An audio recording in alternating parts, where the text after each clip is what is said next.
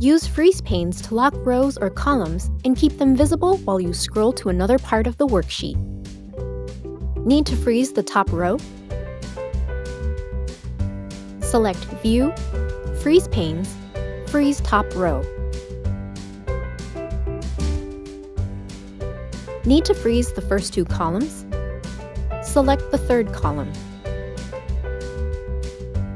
View, Freeze Panes, Freeze Panes.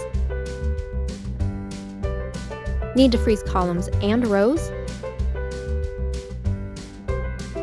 Select the cell below the rows and to the right of the columns you want to keep visible.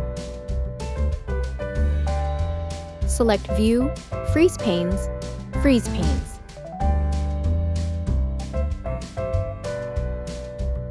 Need to unfreeze panes?